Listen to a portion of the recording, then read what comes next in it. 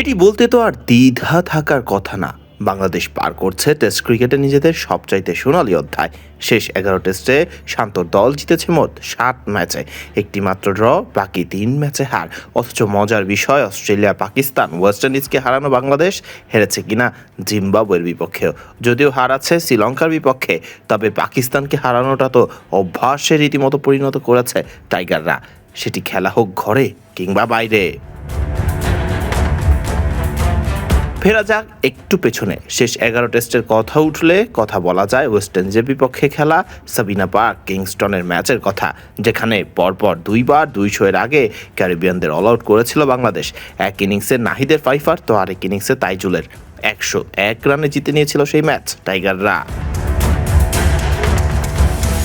পাকিস্তানকে তাদের ঘরের মাঠে হারানোর পর আবার দেশের মাটিতেও ধুলোয় মিশিয়ে দিয়েছিল বাংলাদেশ সাদা পোশাকের ক্রিকেটে। সেই সিরিজেই রীতিমতো ম্যাচ বাঁচাতে বারবার ব্যাটিং বন্ধ করে সাইড স্ক্রিনের দোহাইও দিয়েছেন পাক ব্যাটার মোহাম্মদ রিজওয়ান। এতে লিটন রিজওয়ানের মধ্যে উত্তপ্ত পরিস্থিতিও তৈরি হয়েছিল। তবুও ২ ম্যাচের একটিও বাঁচাতে পারেনি পাকিস্তান, জিতেছে বাংলাদেশ। এছাড়া তাইজুল শান্তদের কাছে হেরেছে আয়ারল্যান্ডও। তবে ঘরের মাঠে আয়ারল্যান্ডকে হারাবে বাংলাদেশ, এটি তো ছিল তুলনামূলক প্রত্যাশিতই। কিন্তু শেষ ১১ টেস্টে বাংলাদেশ হেরেছে জিম্বাবুয়ে এবং লঙ্কানদের কাছে। লঙ্কানদের সাথে হারবে টেস্ট ম্যাচ বাংলাদেশ, এটি মানা আপাতত বেশ মুশকিল। সেখানে জিম্বাবুয়ে তো দূরের কথা, সেই জিম্বাবুয়ের সাথে সাম্প্রতিক সময়তে ২ বার হেরেছে বাংলাদেশ, তার মধ্যে একটা তো অজিদের সিরিজের আগেই হারারেতে ঘটেছে।